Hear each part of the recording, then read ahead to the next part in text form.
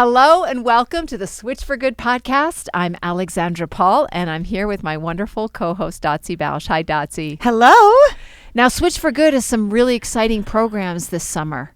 Tell us about them. Yes. So excited. And like with everything else in our world and our life, it was delayed by COVID-19.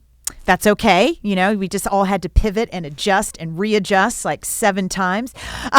But it is a campaign that we are launching this summer that we titled Listen to Your Gut. And it is a series of 3 PSAs with 8 of the world's best athletes in them from the NFL, the MLB, and multiple Olympic sports with athletes with multiple Olympic medals. We shot it in January, and Louis Facios, the director of The Game Changer, directed these commercials, and we had a really fantastic time, and they were all set to launch April 20th, leading into the Olympic Games in Tokyo. And then, everything changed. So we definitely had to, we had them then maybe for May, then maybe for June. It was just like push, because it's such an intense, saturated news climate right now, right? We want to be very respectful and very aware of everything that's happening. So we are going to launch, though, July 6th. So if you live in New York, Los Angeles, Minneapolis, or Denver, we are going to be on TV 80 days in a row on the Today Show on NBC. And then we are also playing in 4 other markets on streaming channels like Hulu, Netflix type of thing. And then in 8 separate other markets on radio. Wow. So I just want people to kind of watch out and stay tuned, of course, to switchforgood.org because we'll have the PSAs on there. And they really are, it's an awareness campaign that is educational based, of course, very inspiring for people to take dairy from their, out of their lives and feel amazing by doing that. So, yay. That's great. Well, our guest today took dairy out of his life, and he feels amazing and looks amazing. So, Dotsie, will you introduce our guest? I would be honored to. Our guest today is really sparking real change in his city, in his state, and all over the country. So there is immense power, I think, in individual change, obviously, just as we're speaking about. But there's real lasting power in true systemic and systematic change. And our guest today is driving plant-based food policy to pave the way for a healthier New York City and set an example for other cities to follow. Brooklyn Borough President Eric Adams is a pioneer when it comes to influencing the plant-based lifestyle with politics. He led the initiative to implement Meatless Mondays in all New York City public schools and is currently working on a pilot program to offer students, wait for it, non-dairy milk alternatives. Prior to his current role, he worked for 22 years as an NYPD officer and served as New York State Senator for 4 terms. Now running for mayor of New York in 2021, so exciting. Adams has the potential to make even greater changes to benefit the lives of many millions. So let's talk politics. Of course, we're going to talk food and health but welcome, Honorable Adams. Thank you, ladies, for allowing me just to engage in a nice conversation. I think the name of your show is so profound, Switch for Good. And it's really, we may be talking about dairy, but I think in every aspect of one's life is an opportunity to switch and do things for good in a very real way. And I'm excited about just engaging in a lively conversation with you. So Eric, you are Brooklyn Borough President, and Brooklyn was very hard hit by COVID. How are you all doing now? Extremely challenging. I think that we are really dealing with this pandemic like other municipalities. Brooklyn is the largest of our 4 boroughs in the city of New York. And for those of your listeners and viewers who are not familiar with this type of structure, we're like the county executives of other municipalities. And we're the largest municipality in the city of New York with 2.6 million people, high level of diversity. 47% of Brooklynites speak a language other than English at home, so it's extremely diverse. In addition to that, we're already dealing with major healthcare crises in the borough. So really, coronavirus just exposed the lack of proper healthcare systems already. What is the leading disease, leading cause of death? Like, we know that with coronavirus, you're especially in danger if you have a comorbidity.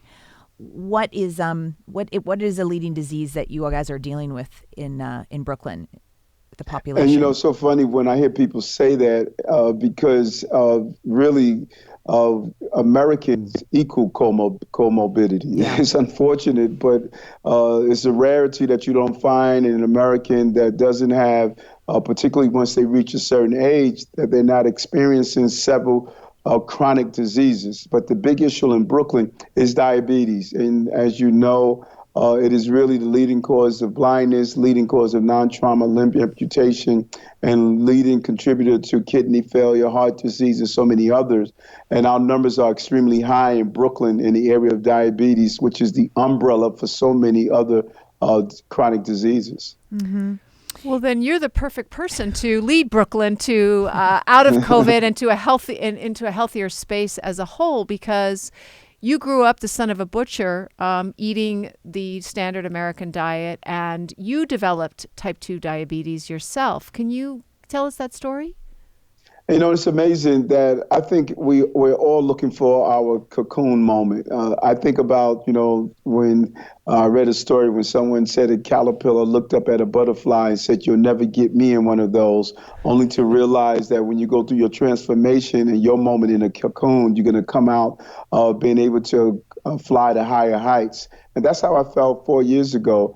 As you indicated, had a standard American diet. Meat was at the center of my diet. Everything was fried and processed. And after I concluded my 22 years as a police officer, was in my time, as soon as I came into the role as the borough president, I was experiencing really what I learned later to be advanced stages of diabetes. I was out of the country. It was stomach discomfort that sent me to my internist, who, after having me do a check of my colon and my stomach, when I came out of sedation, he indicated that I was experiencing advanced stages of diabetes that included vision loss. I lost vision in my left eye, and I was losing in my right as well. My ophthalmologist actually stated I was legally blind, and I had to turn in my driver's license. And I had permanent nerve damage, that tingling in my hands and feet that I was really shaking off and ignoring. Turned out to be permanent nerve damage related to the diabetes, and high blood pressure, high cholesterol, all of the symptoms. And it wasn't until I went to 5 doctors, some of the best doctors in the city, who were endocrinologists, who stated that, "Eric, there's not much you can do. You're going to be on medicine the rest of your life, and your vision loss is permanent, and your nerve damage is permanent. It could eventually lead to amputation." And there was not much I could do. And I recall receiving these pamphlets from all of those doctors that said living with diabetes. And I did something I like to say extremely scientific. I went to Google and Googled reversing diabetes, and all of this information came up and sent me down a new path. And is it true that you reversed your diabetes in about 3 months?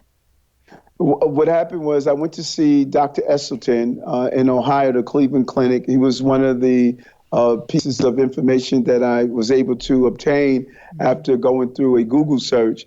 And I started reading Dr. Barnard's book, Reversing Diabetes, and Dr. Greger's book, How Not to Die. And I said to myself, I'm not a doctor, but I'm an ex-cop. I know how to do investigations, and let's go where the facts take me.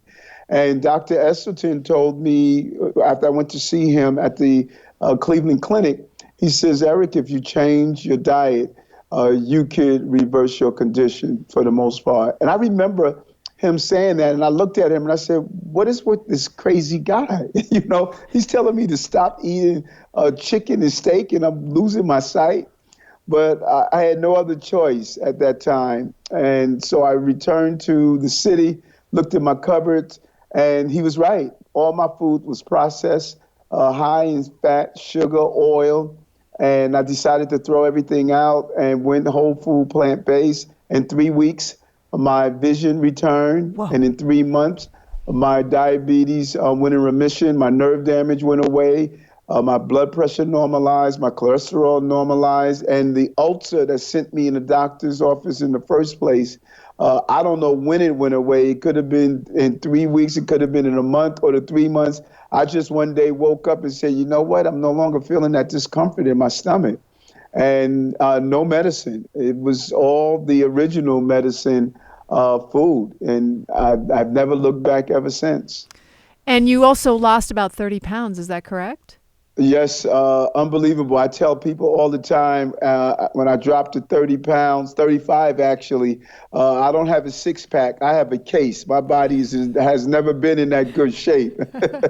I've seen the before and after. It's pretty remarkable. Oh, that's wonderful. What do people, since Brooklyn has a high rate of type 2 diabetes, you've shared this story, one-on-one, I'm sure, millions of times. What is the reaction with people that are suffering from diabetes in terms of your story? And are they wanting to try and change it through food? Do they believe you? Yes, they do. And I think that's a very good question. For far too often, particularly in a community like Brooklyn, when you start talking whole food, plant-based, people say, oh, that's a white thing. What are you talking about? And so I became a credible messenger. Many people knew me because of my advocacy around fairness and policing.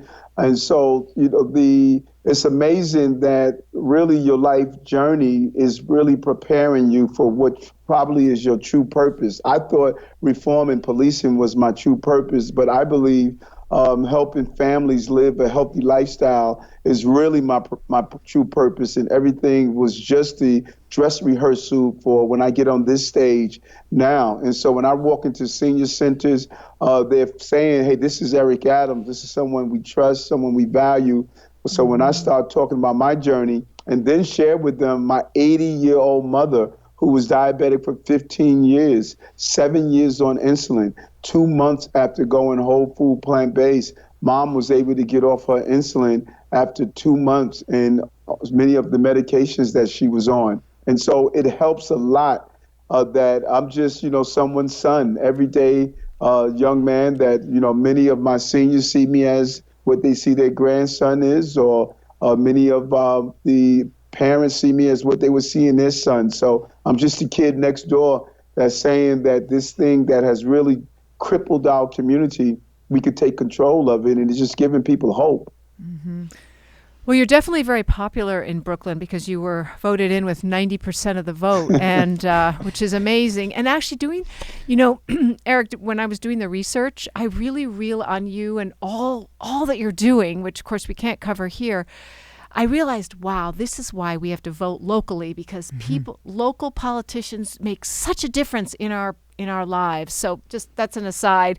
But I wanted to ask you, what was it that you were doing wrong that got you to this diabetic state with so many comorbidities that your constituents can relate to? And then I'd like you to talk about what you're doing right, because as a politician, it's not easy to fit in exercise and eating well when you're traveling around, kissing babies and going to restaurants and things like that. This is, after COVID, you'll do it again. So what were you doing before that got you to where you are now? Because I think your story, a lot of people can relate to. And also, if I may, I want to touch on what you were saying about local interaction and participation. We often look at national leadership as controlling what happens on the ground, and that is not true. I believe we're entering a cycle of great city-states again, where cities are going to start coming together and looking at best practices. We see what happened with the Paris Agreement in our environment and how the country may have moved out, but cities are still participating. And I think we're going to start looking at what other cities are doing to deal with these major crises, because no matter what happens on a national level, it trickles down to the cities, and the cities must solve these problems. And that is what happened in this case, and is continuing to happen around our healthcare crisis, which is not sustainable. We can't argue that the cost of healthcare is being shoved down to the city levels. 30 million Americans are diabetic, 84 million are pre-diabetic. We're spending 80 cents on the dollar on healthcare. 70% of our 12-year-olds have early signs of heart disease, which is the number one killer in America. When you start to look at this, you begin to say to yourself, we can no longer wait. This is a real crisis. And when I looked at my life prior to making this amazing transformation, I was eating the same things that Americans eat every day, fast food. Again, meat was the center of my plate. We grew up in a culture that if someone came to your house and had dinner and you didn't have meat on the menu, you were really seen as being, too poor and too embarrassing. So we built into the narrative of what it is to be an American. We associated with how much meat you have in your presence. Thanksgiving, you had the ham, you had the turkey, you had the fried chicken. When you went out to picnics, or you went to any other social gathering, it was about the joy of who's going to carve the turkey. How do you like your hamburger on the grill? What do you want your steak to look like? So we created this narrative that over time, it actually brainwashed us that we are addicted to meat because that meat has been part of how we identified ourselves as Americans. And so that is what my life was like, as a cop. Stopping at the fast food restaurant, getting a good steak, hanging out with the friends, making sure, what's the best steakhouse. We started to judge ourselves and identify ourselves about where you are on the meat scale and how well you can consume a meat. And so my meals, for the most part, was anything fried, anything that was processed, and anything that had a high level of meat to it. Did it take any time for your taste buds to transition? That's a pretty high saturated fat diet, which we know is extremely addictive, and high salt content too. Your first day, you went into your cupboard, you said, and you looked at everything, and you're like, oh, Esselstyn is right.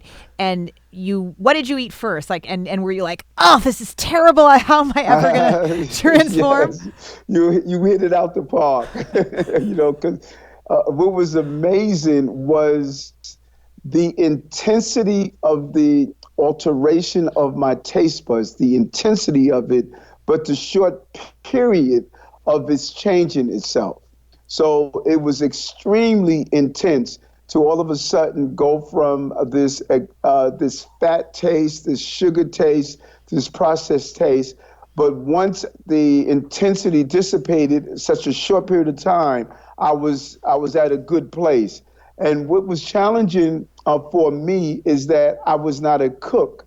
I didn't cook my meals. Everything was, I shopped out and ate in restaurants or other fast food chains. So when I couldn't find the meals I was looking for the most part, I had to try to cook my own meals.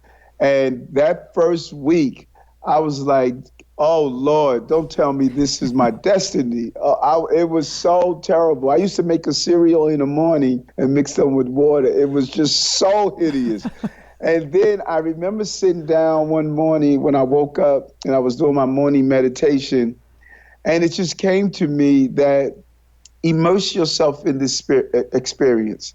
Stop trying to find the items you can't eat any longer and look at the universe of new things you can start eating. And I just started day by day, started new meals every week, mastering the meals, started each week. I would learn a different spice, learn where it comes from, the power. I'm amazed that the spices are more powerful than the foods we eat.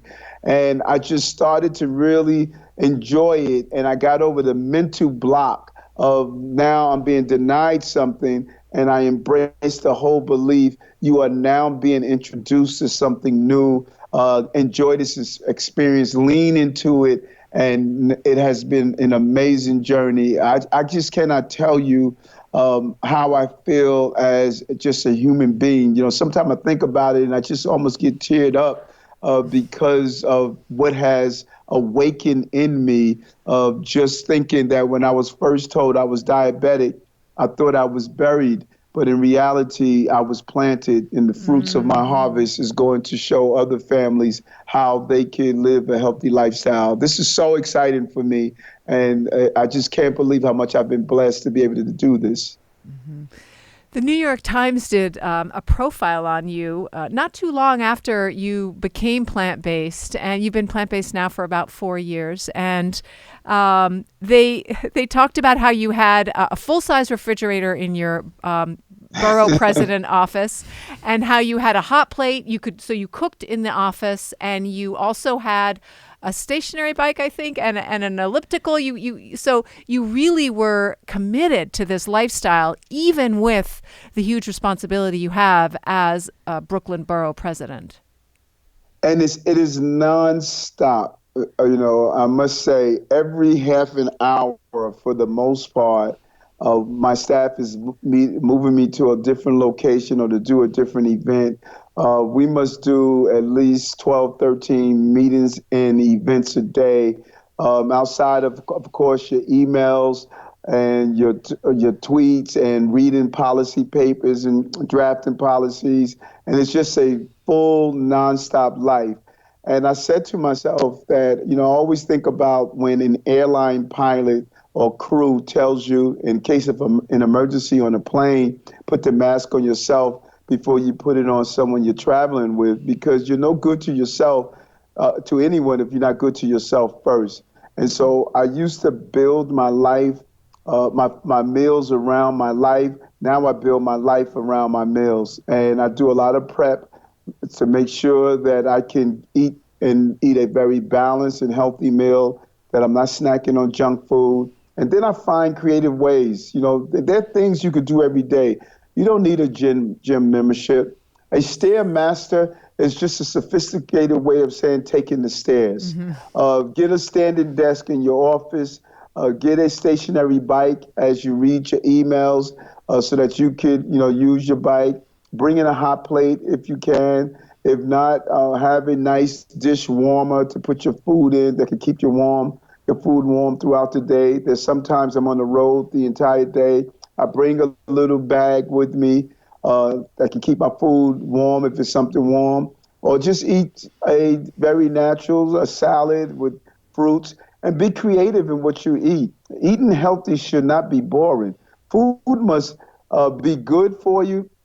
It must taste good to you, and it must look good to you. And I really tell people, really explore different tastes and break the rules that we were told you could only eat certain meals during the morning or breakfast. I eat oatmeal sometimes 3 times a day, mixed with a salad. It's a nice grain. It gives it a nice taste.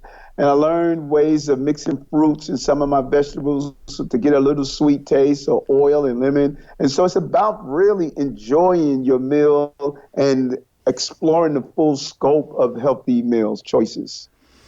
I love that. It's definitely true that unless you are at like a state fair, politicians generally do not share what they eat. I mean, I never hear any politician really talk about what's on their plate.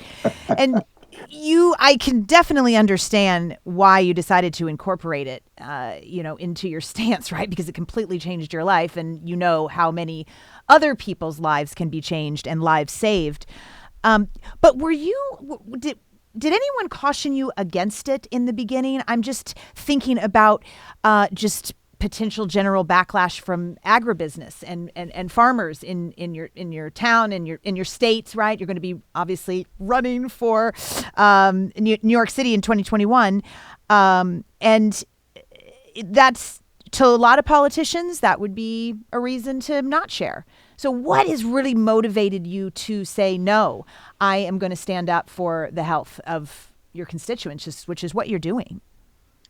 And that's such a great question, because food is very fascinating.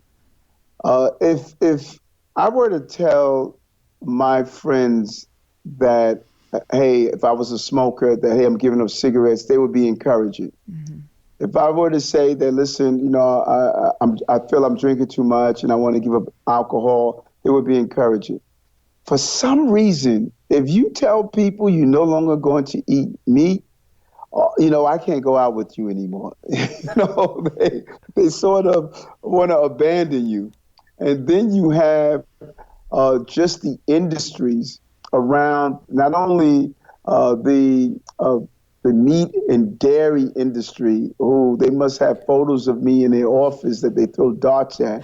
But then you have the pharmaceutical industry. When you start engaging in a conversation that people don't have to be hooked on drugs their entire lives, many people, it rubs people the wrong way. And I just try to explain to people it's about choices. Every person should have the right. When you go into the hospital and they tell you that you're going to either be on metformin and insulin the rest of your life, we should give people a choice and say, here's another lifestyle medicine way you could address the issues you are facing with chronic diseases. That's the program we have at Bellevue Hospital, the first of its kind in America, where we have a lifestyle medicine where we partner with Dr. McMacken. And we have over 750 people on the waiting list, over 200 people that are enrolled, and they all are doing well in the program. But it's about giving people health choices on how they want to deal with the health crises that they are faced with. And so, yes, we have naysayers. I remember some of the doctors that I met with didn't want me to go to plant-based. And my mother's doctor actually dropped her as a patient and stated that if you're going to try to get off insulin, I can no longer keep you as a patient. And so that's why it's important that our medical schools start to embrace this real conversation of lifestyle medicine. Mm-hmm. No doubt. This lifestyle that you have adopted changed you physically. Did it change you at all as a person? Yes, and that's very well said. The lifestyle really took me into another level of just human consciousness and awareness of the clarity of mind and thought, the almost stoic understanding that not getting stressed out and just this constant pursuit of how do you find that equilibrium of life itself, because you cannot get junk food out of your physical body and then you keep junk food in the anatomy of your spirit. They don't go together. Just as your body needs a balanced nutritional diet, our spirits need it as well. And that means the right visuals that you see, because there's more than one way to take in and to consume something. We think of consumption based on what we eat, but consumption is also based on what we see, based on what we hear, based on what we feel. And so I have no tolerance for any fast food, over processed food that I put in my mouth, and I don't allow any fast food, processed food that I put in the anatomy of my spirit. There's a level of just peacefulness that has accompanied this pursuit of eating the right things, and I think it's just turned me into a different person. As I stated, if I look back at myself and try to say, I don't know how I spent so many years as a caterpillar, that I'm now seeing these wings as a butterfly. And I thank for that period of time I spent in that cocoon, because it made me a different person, and not only a better borough president, but a better human being. A lot of people don't know, some people do, that children who receive free school lunch, they have to take a carton of milk unless they have a doctor's note in most states. And as you know, and a lot of people that listen to the show know, because I talk about it all the time, 65% of the world's population is lactose intolerant. 36% of Americans, that is a third of our population. That's about 120 million people that dairy makes them sick, uncomfortable, and makes them have difficulty breathing, right? It really exacerbates asthma as well as other types of breathing problems. So you're addressing this with your pilot program, from what I understand. Will you tell us about that? Yes, when you think about it, it's almost political malpractice, what we're doing every day to Americans. And agencies on the federal, the state, and city level, they feed our healthcare crisis. And I'm sure one day we're going to look back on what we're doing, and it's going to be unimaginable. It's almost equivalent to the days when doctors used to tell their patients it's okay to smoke, and they used to do advertisement with doctors in their white coats telling people, you know, the best way to relax is to make sure you have a cigarette. And we look back on it and say, what were we thinking? And we are at that place again. We're going to look back on this and we're going to see the ailments and what we have done to our children and families based on our overconsumption of milk and dairy, meat and dairy, and say, you know, what we actually do with this.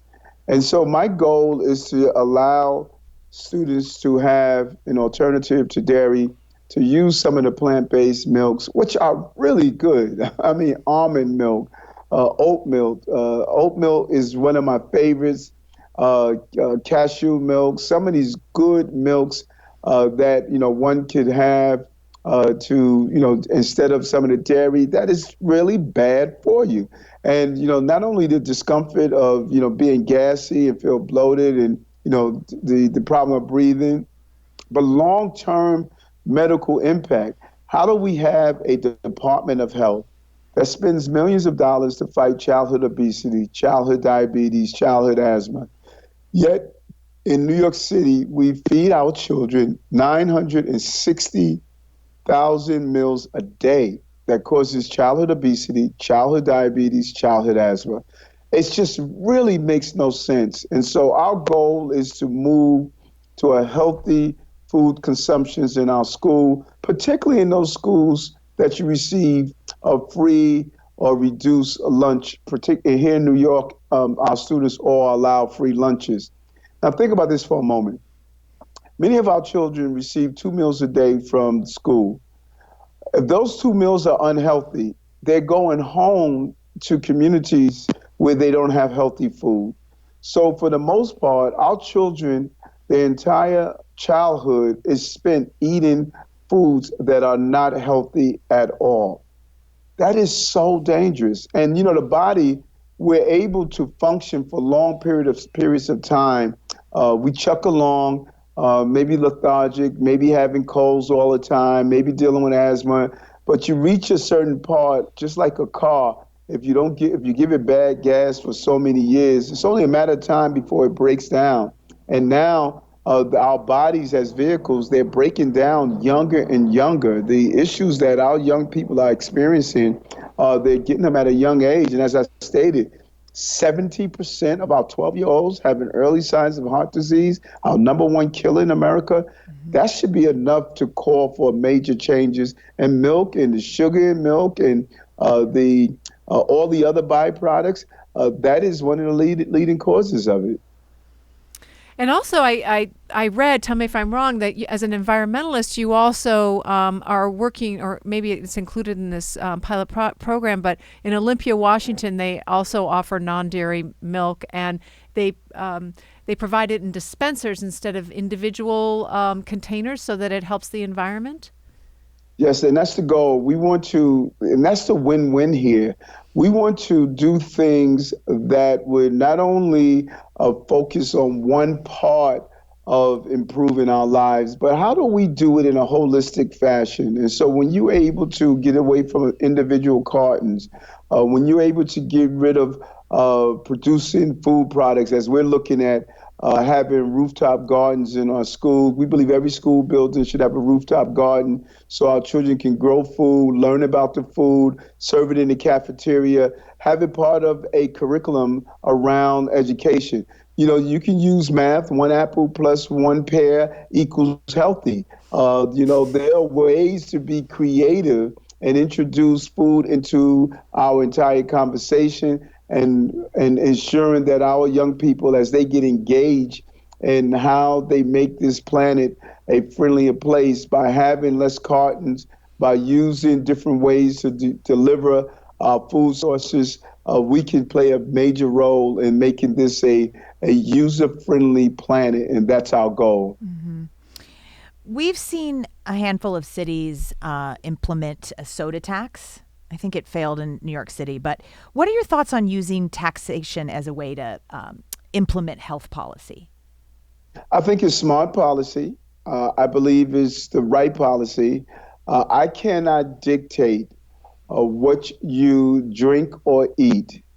I think there are two areas we need to examine. One, if you decide, based on the information, if you decide that you're going to eat food and drink high sugary items with the full knowledge that they are going to aggravate your health through diabetes or other health-related issues, then I should not have to pay your medical expenses. I'm not going to get in the way of determining what you're eating, but tax dollars should not continue to go to paying your medical expenses. If we have a tax associated with those sugary items, then you are paying for your own medical system, and you are putting medical money. That money should be in a lockbox that goes directly to our medical needs that these sugary items are causing. I don't care if we let the individual put his own escrow account when he needs it, because he will need it, whatever creative way we want to do it, and send a message, we're taxing you and we want you to put it in an escrow because you're going to need this medical care. Maybe that will have him or her more focused on how serious this is. Second, government should not be paying to create the healthcare crisis. As I indicated, government is a major feeder of those who are in need. We feed millions of people in our homeless shelters, millions of students, millions of people in our correctional facilities, millions of seniors, ACS, Child Protective Custody. All of these places where we are in contact with citizens, and we normally, when government is in contact with citizens, they're in contact with them when they're going through a very stressful and a period where they are in high needs. That is our time to introduce them to a healthier lifestyle so that they can not only deal with the immediate stress that they are dealing with, but also to show them how to prevent some of the chronic diseases that are really pervasive. And so we need to stop, and that was one of the initiatives that we introduced legislation through for the pandemic, coronavirus, that any money that the government gives to people to provide meals and food, that money cannot be used on unhealthy food, so that we can stop saying we're feeding the healthcare crisis in our city. You talked a little bit about personal responsibility, but in a lot of areas there is food apartheid. And in Brooklyn, and in New York City, and maybe in your borough in particular, there are issues about there being just very difficult to get this healthy food that you're talking about. You are so right. And it would surprise people when they think how difficult it is.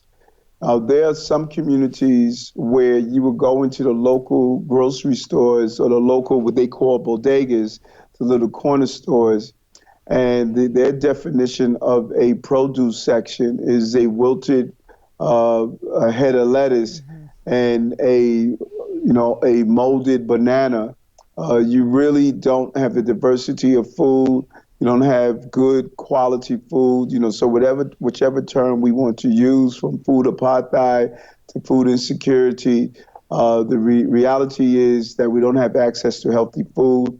And so one of the initiatives we're looking at is how do we bridge technology with using new methods to grow foods in an urban environment, using hydroponics to actually grow food, vertical farming.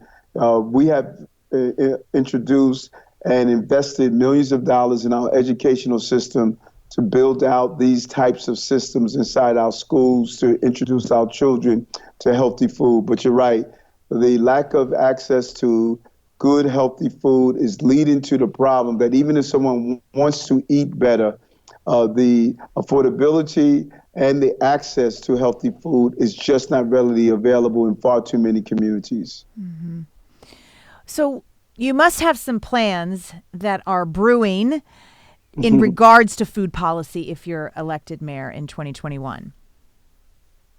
A number of smart policies, as I indicated.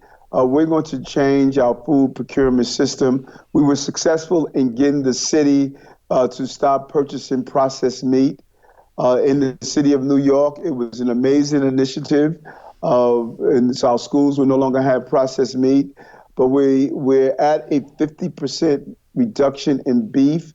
We're going to go all the way. We're not going to be in the business of purchasing beef in the city. We're also going to change what's on our menus in our hospitals, health in hospital. Think about it for a moment. Someone goes into the hospital for some form of complications with their colon. As soon as they get out of surgery, the first thing they get to eat is the item that caused the complication in the first place. So we're going to change how we eat and change our buying power and our procurement power. The goal is to have a new version of a Department of Health, a new reform of Department of Health to be in control of the buying power of the city. The Department of Health should be buying the food that we are supplying to New Yorkers, but that Department of Health must also go through a necessary training and education, because the depth of the lack of knowledge of healthy food has become so pervasive throughout government. And one of the biggest impediments to having New Yorkers eat healthy are the various agencies that don't believe that we can actually eat healthy in the first place. They believe a great alternative is a cheese toast sandwich. That's a great alternative, or fried fish sticks or something like that. So we really must start educating those who are the feeders to get healthy food. Then we're going to make a real push to use alternative milk instead of milk, but alternative dairy products, I should say, in our schools and in our other facilities. We often look at schools, but remember, we feed millions of New Yorkers on so many different levels. And the goal is to look at all of those entry points where we're feeding New Yorkers to make sure that we're feeding them healthy meals. And then really teach curriculums around healthy meals so we can start raising young people in a borough like New York or city like New York. Many of our students are first-generation immigrants, and young children have always navigated the complexities of cities for their families. And so we can teach the children. They would go home and start teaching their parents. So we'll change some of these cultural norms that we're seeing inside our city of New York. And isn't it less expensive for a municipality or a government entity to buy foods that aren't meat and dairy? And they don't have the problem of trying to store them either, which is a big issue with meat and dairy. So true. So true. And I look at my own food bill. I'm amazed at how much my food bill has decreased so much. And showing people, educating people. I remember attending a food pantry, and we were giving out vegetables, and I handed someone a beet, and each person, one after the other, they said, I don't know what to do with that. What is that? And so part of what we must do is meet people where they are and take them where they ought to be. We need to have a series of courses on how to prepare food. What are the different types of food? What are the different types of spices? What are they good for? How to chop up a beet, how to saute it, how to make beet chips. There are different things we can do with food, but we need to instruct people and not just leave them to learn on their own. We do a program at Borough Hall, vegan curious meetups every 3 months, and we have different people come in to instruct our audience on different ways to eat healthy and to answer some of those simple questions. And so, yes, it is. It could be less expensive if we do a better job. Anything from a bag of lentils, dried lentils. You can make a lentil burger, lentil stew, a lentil salad. There's so much you can do with that $2.70 bag of lentils that can stretch and help feed a family of four for several days. And that's what we want to show people, how inexpensive it is in the short term and in the long term. Because if you're eating healthy, you're not going to have to pay the price later. Yeah, it's so true. And you're also you have a Meatless Monday program in 15 Brooklyn schools. How's that doing? Was it hard to get that into the schools? Did it seem too radical? You started out first talking about, the Meatless Mondays concept. People thought that, what are you trying to do here?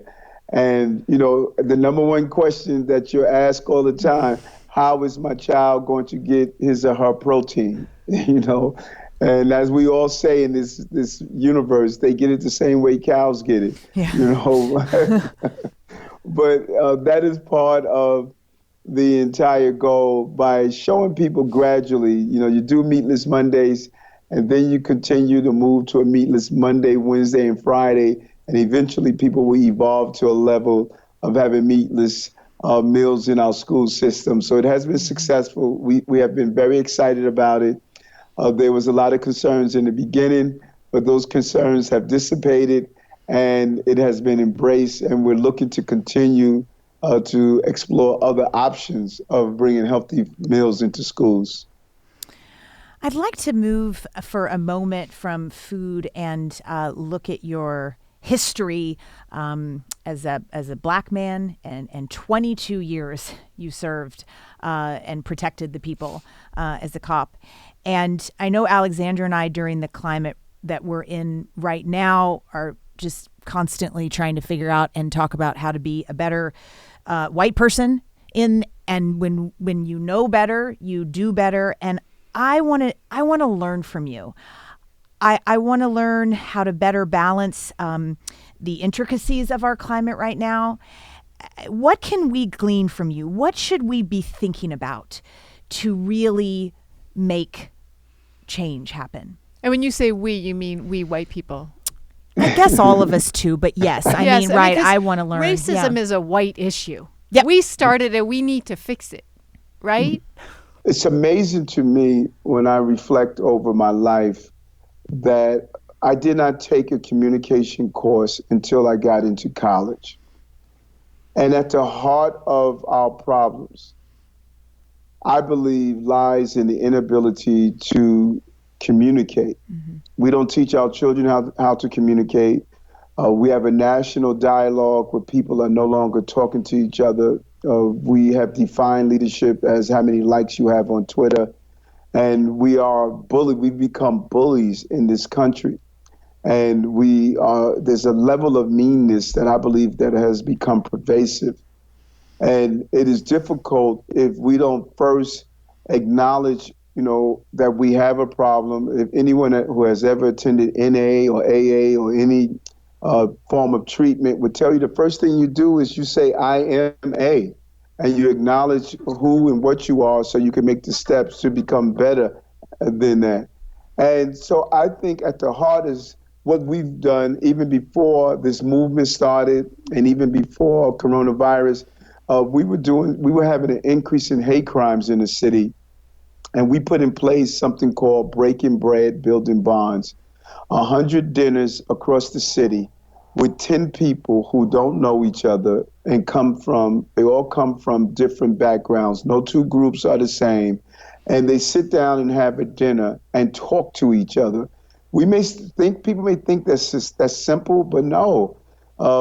It's amazing, as diverse as this borough and city is, how little we know of each other. We pass each other every day. We all go into our silos and just exist in our own comfort zone. We need to really lean into the joy of healthy discomfort as we continue to grow and evolve. And I think that if we start engaging in conversation, started seeking to understand so we can be understood, sharing our true feelings and emotion and without being judgmental, and then taking steps to look in every area of our society to deal with the racism that exists in our society and deal with the anti-Semitism, deal with the sexism. Our society the DNA of our society is really tied up in isms. And we stigmatize so many groups and people. And so I think this is a great moment for all of us. I'm so excited to what this country is going to become, and really what our young people are doing and what they are becoming as they're forced in this relationship. I'm seeing young whites and young blacks marching together, standing together, being unafraid about the future. And we may not realize it, but we're actually living out the words of Dr. King's when he says that his children and young white children would be able to join hands together. That's what we're seeing. And I know it's a painful period. It's a period that sometimes we feel as though, as I said in the beginning of this conversation, we feel as though we are being buried. But no, we're being planted. And I think the fruits of the harvest of healthy conversation is going to produce a harvest that all of our children are going to benefit from. If we like it or not, we were in a bad place as a country. And coronavirus revealed how bad we were.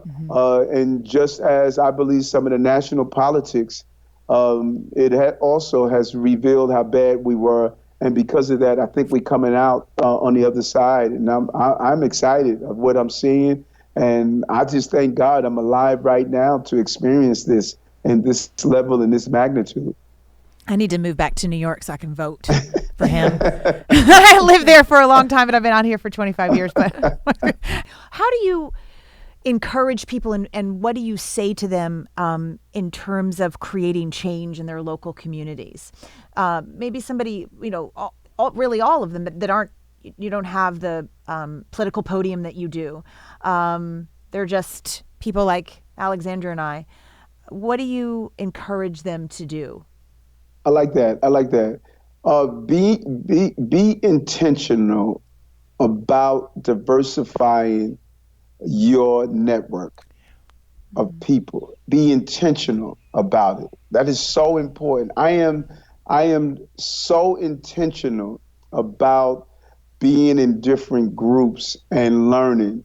And it's all of us seek to be in familiar environments for the most part. Some people are just so extrovert that they just feel natural everywhere. But for the most part, many of us seek to be in environments that we are familiar with, but really be intentional. Like, I'm intentional about two things I do every day.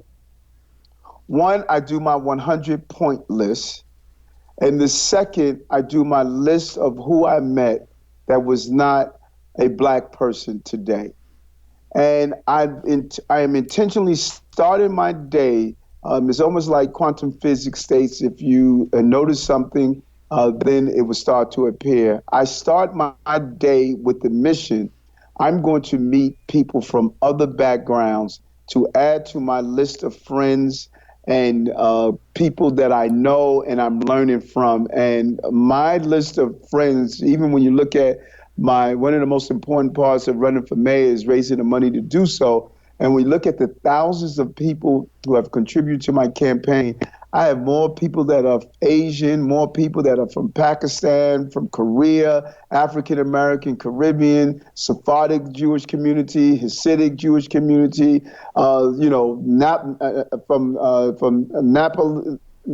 Nepal, all of these different groups, because I encourage myself to break out of my norm. And so that's what I really encourage. Start your day and say, I'm going to seek out people who are not like me. I'm going to volunteer in communities where people who are not like me. I'm going to be a pen pal to someone across town and just introduce myself. Just as we have a theme in politics called cold call, cold relationships introduction in the supermarket one day, and just, hey, how you doing, ma'am? My name is Susan. I'm trying to learn a new dish outside. Just finding ways to engage people in conversation. I'm amazed at how much people want to befriend other people. When I go to a Pakistani supermarket and I stop and I'll speak with someone, that's one of my favorite lines. Hey, I want to really learn a new Pakistani or spice that comes from the origin that you're from. Can you walk me through some? People just love helping people. We just don't give them the opportunity to do so. Start small, have small gatherings with different diverse groups. Host a dinner, breaking bread, building bonds. Host a dinner with 10 different groups and ask them, can they introduce you to 10 people in their network? And it just grows so fast. And the second thing I do every day is my 100-point list. I start my day with the goal I have to do 100 things that's acts of kindness, and I attach a point system to it. If I hold the doors for someone, that's a point. If I get up on the bus or train and give someone my seat, that's another 2 points. If I buy a meal for someone that's homeless, that's 5 points. At the end of the night, I have to get 100 points. If I don't get 100 points, whatever is the difference, I put in a jar in dollar bills, and at the end of the week, I would donate it to a worthy cause. So each night, I remind myself every day, did you do 100 acts of kindness? And if you don't, at the end of the week, you're going to donate that dollar amount so that you will always average 100 points a day of doing acts of kindness. So I want to build into my normal interactions. How do I become a kinder, gentler human being? And I just feel that I've deposited into the social bank of life. And when the time comes that I have to draw on that equity because I'm going through a terrible moment, I've deposited enough to get the equity out of it. Mm-hmm. That's amazing. I love that. That's And beautiful. I appreciate the initial discussion on really how we can intentionally reach out, because before you finished, I was going to say, all right, tell me how, because Mr. Man who goes to 13 events a day, you have an opportunity. And I don't know, but I like that. I like that volunteer and have a pen pal. And I live in I'm one of the only white people in my neighborhood that is pretty mostly Indian and Asian. And the lady that lives across the street, I am friendly with, but I am going to I'm going to take that as a challenge. You don't know me that well, but that's how I do things. I'm an athlete, so I'm going to walk across the street and I'm going to invite her and her husband to dinner and get to know her. Love You know, we're just Love always kind that. of like, hey, Indian. She's like, hey, white lady. And that doesn't, you're on. I love Okay. that. I love that. That is really powerful.